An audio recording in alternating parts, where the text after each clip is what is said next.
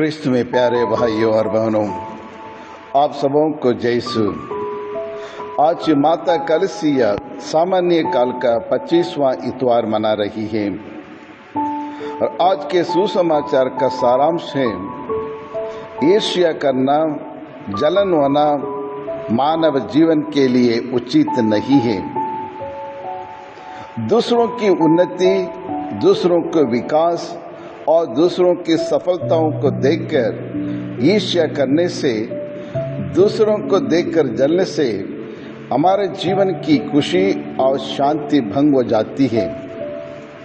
और इसलिए एक तमिल पोएट यानी तिरुवल्लुवर, और उन्होंने कहा, जो व्यक्ति दूसरों पर नहीं जलता और दूसरों पर ईर्ष्या नहीं करता है, उन्हें ईश्वर अनगिनत वरदान देते हैं और वह वरदान अतुलनीय है।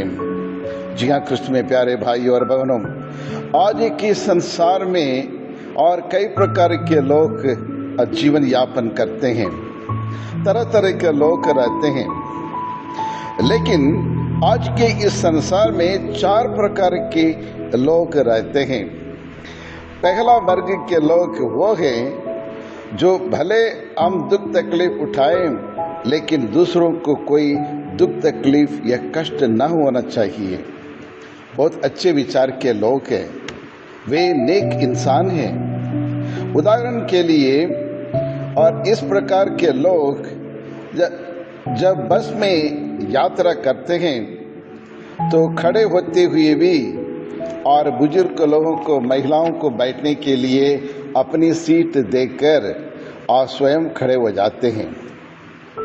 बहुत अच्छे लोग हैं। दूसरों की खुशी के लिए, कोई भी दुख को उठाने के लिए सदैव इस प्रकार के लोग तैयार रहते हैं। दूसरों को खुशी देखना चाहते हैं, दूसरों की उन्नति देखना चाहते हैं और दूसरों के अच्छे भले कार्य को और पसंद करते हैं।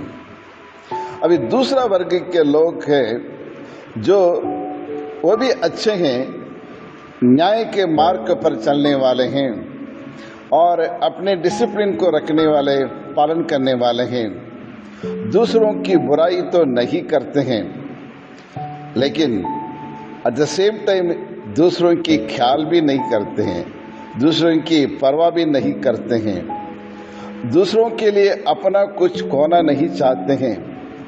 भले अपने सीट पर बैठे रहेंगे, बल्कि और ये बस में यात्रा करते समय बुजुर्ग और महिलाओं को देखकर अपनी सीट नहीं देते हैं।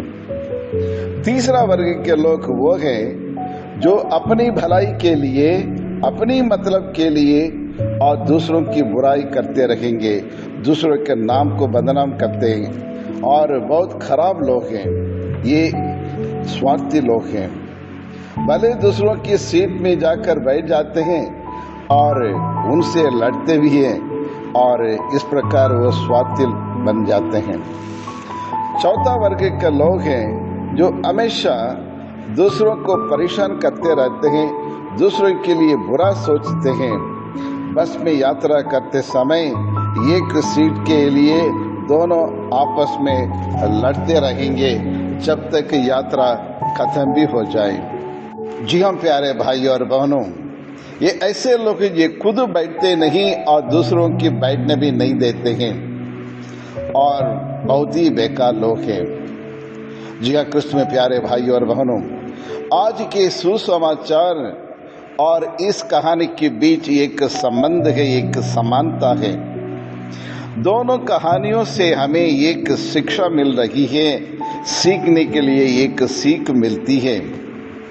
वह यह है कि इंसान कभी भी किसी भी परिस्थिति में दूसरों को और दूसरों से जलना नहीं चाहिए और दूसरों पर ईर्ष्या नहीं करना चाहिए, क्योंकि जलन और ईर्ष्या मनुष्य के जीवन को धीरे धीरे नाश कर देता है, विनाश कर देता है, जीवन में उन्नति करने नहीं देता है।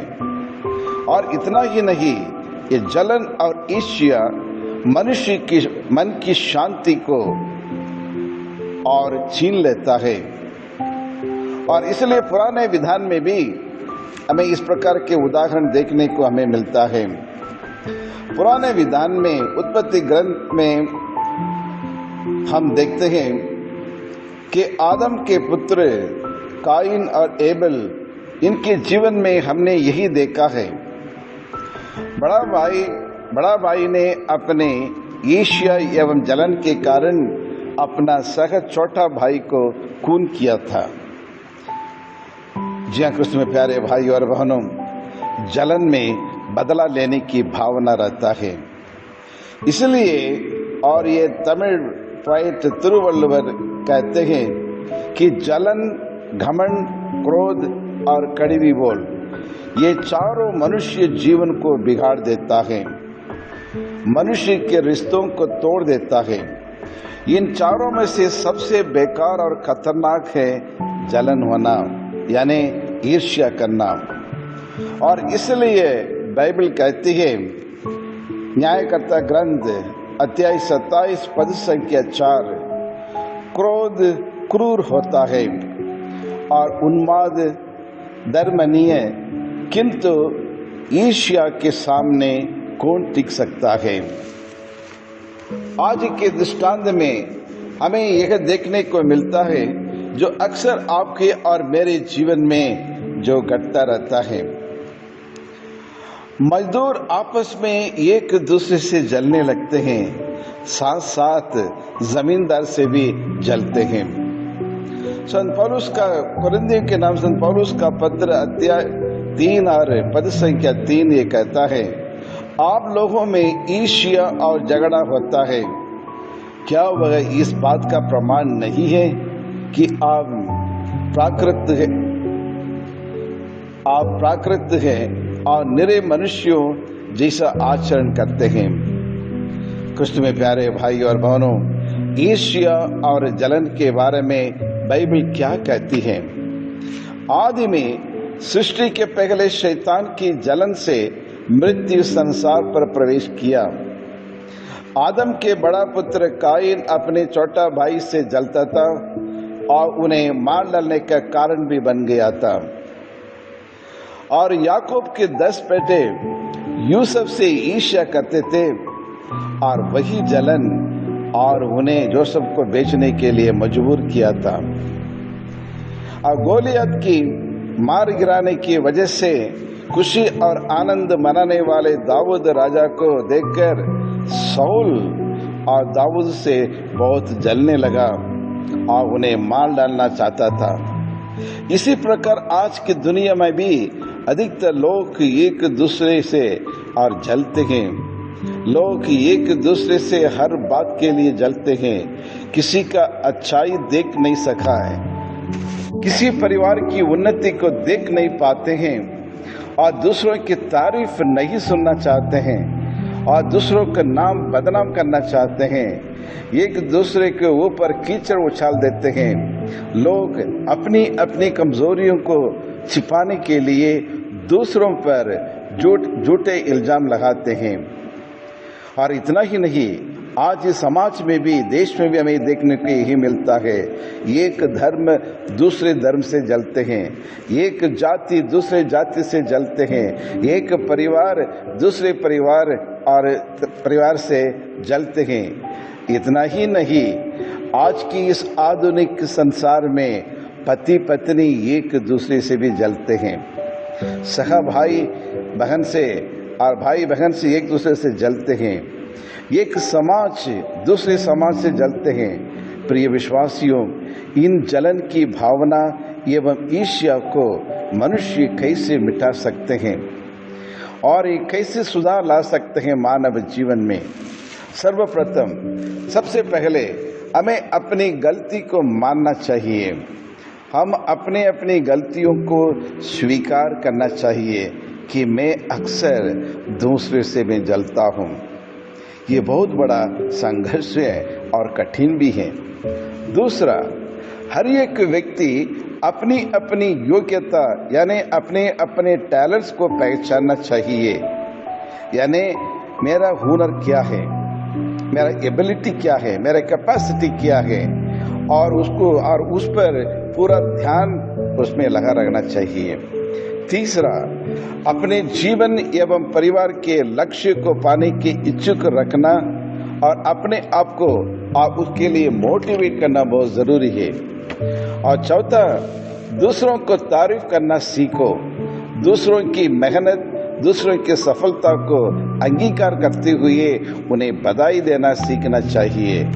जब विनम्रता एवं नम्रता हमारे जीवन में आता है तब घमंड और जलन चकनाचूर हो जाता है। पांचवा, अपने आप एनालाइज करके देखो कि मैं क्या दूसरों से जलता हूँ। यदि मैं दूसरे से जलता हूँ या ईर्ष्या करता हूँ तो क्यों मैं करता हूँ, इसका कारण क्या है। Evaluate your life and your attitudes. गलाती के नाम संत पौलुस का पत्र अध्याय 5 और 26 से कहता है, मनुष्य जो बोता है वही लुनता है। मनुष्य जो बोता है वही लुनता है। हम मिथ्याभिमानी ना बने, एक दूसरे को ना छेड़े और एक दूसरे की ईर्ष्या ना करें। तो आइए हम प्रार्थना करें। हे दुनिया के मुक्तिदाता, हम आपको बहुत धन्यवाद देते हैं। हर दिन आप हमें हर प्रकार के बंधनों से छुटकारा देते हैं। तेरी स्तुति हो, तेरी आराधना हो। हे परमेश्वर, आज हमें अपनी शक्ति दे, बल हमें प्रदान करे।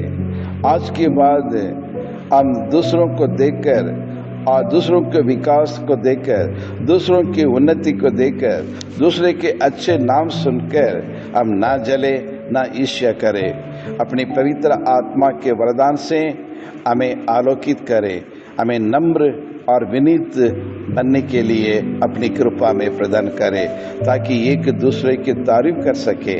और यही प्रार्थना हम करते हैं हमारे प्रभु यीशु क्रिस्त के द्वारा। आमीन।